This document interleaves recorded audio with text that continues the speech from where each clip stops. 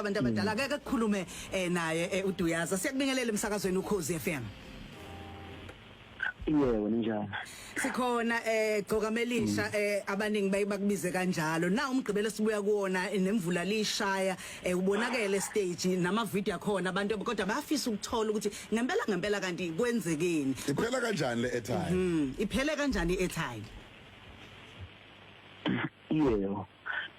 Cha umuntu aqale adingelele ubalaleli bokhozi FM aphinde abonge ithuba kunina njengaba sakazi ukuthi mhlambe nibe nesikhathi sokuthi ngithathe njengomuntu nami ebantwini noma nginelutho ngikithuba nje lokuthi ngiphefumule. Akukuningi ngizokusho bafowethu empeleni mhlambe sonke isizwe saseNingizimu Afrika siyamuzwa udadewethu nje bekhuluma njengamanje ukuthi uyaqhubeka umuntu onolimo nenhlabathi ithuka abantu kunjiya ya. So nabantu bayizwela angicabanga ukuthi ke nami ngingaqoka ijazi elifanayo nodadewethu ngoba mina ngumuntu wesilisa. Abantu besifazane lezi insuku sibhekene nesihlava esikhulu sokuthi bayabulawa bayahlukunyezwa kunalento okuthiwa i-GBV ukuhlukunyezwa kwabantu besifazane. Siyagqugquzela kakhulu eNingizimu Afrika ukuthi abantu besifazane abaqhubeke behlonishwe. Uzokhumbula ukuthi bengifake imvunulo estage njengoba ngifake imvunulo estage bengimele futhi ngamanye amazwi ngirepresenta uZulu ngoba imvunulo yaziwa koShaka noDingani noSenza ngakhona futhi ezinye inhlanga thina namanye nezinye izizwe ziyahlonipha njengabantu abangamaZulu size sithathe nezithembu sidume njengabantu abanothando nabantu abakhothanyelwa ngabantu besifazane nabahloniphanayo nabantu besifazane nabantu abanothando nabayihlonipha kakhulu.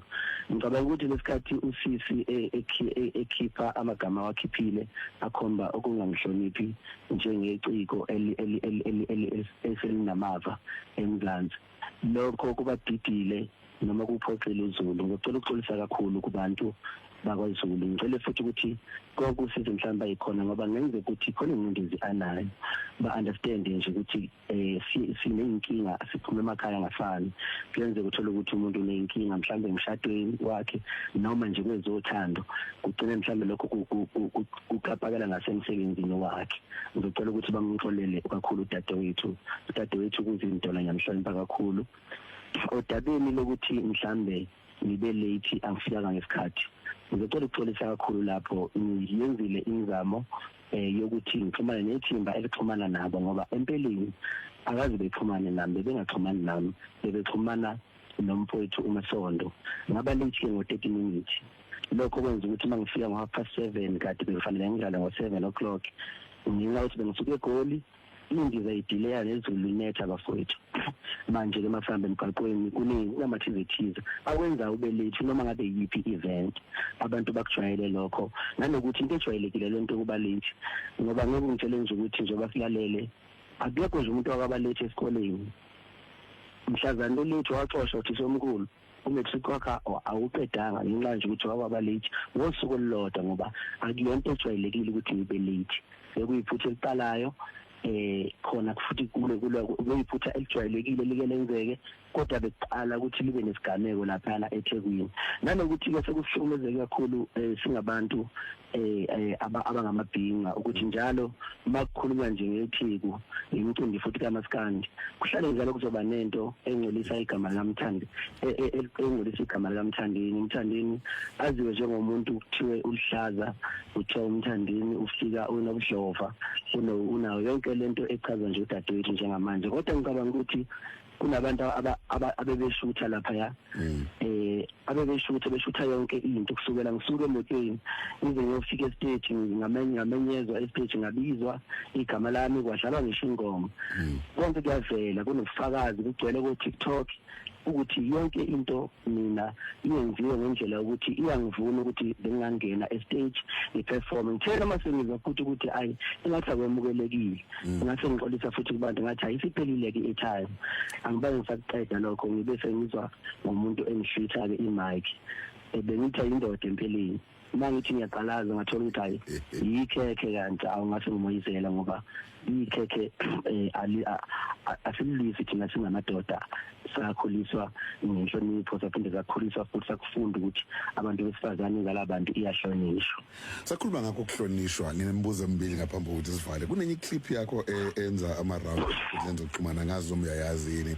Ufike uqale uthi angimzondi bini uzindola angeke ngikwazi angazi utheni wasuthi isiphu ngifaka umsindo lapho ngoba kunangane eyilalele engisaze bumnyameni. Uyayazi leyo clip ungasho ukuthi ikusho ukuthini? Yebo kuba kwenzeka lapho Lundi ngoba ngibe umuntu obhizi usukwini izolo kwaqhamuka nabantu abazintatheli laba bama TV abebe khona futhi lapha ya baba nokumbuza ukuphosa imibuzo ethizenithi ngumuntu oyiciko ke kwesinye isikhathi izinto ngeke ngibe ngokuciko ngokuhlonipha ulimi lwami kungenzeka uthola ukuthi mhlambe lokho kushoyo kungokunicikoza nje mhlambe bengicikoza ngakho ukukhanyisela abantu ukuthi ngempela udadewethu abangamthathi personally abazame nje ukuthi bagwinye kushisa lokho udadewethu ayikhona iqhubeka impilo yephambili. Wena ukwazi ngisho ebunyameni lokho bukusho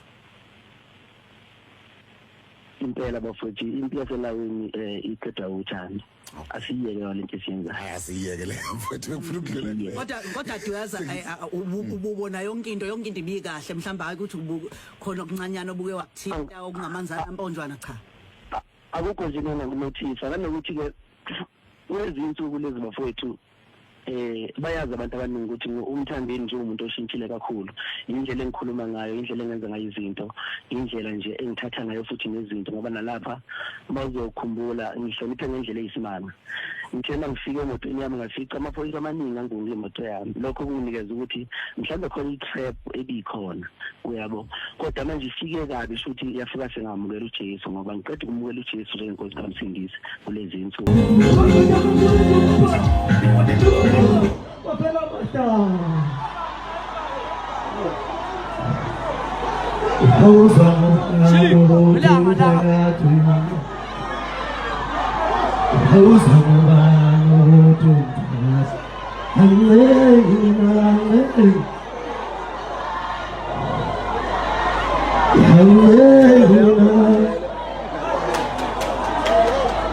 Bafowethu siphelile ethani basho njalo basenkontilili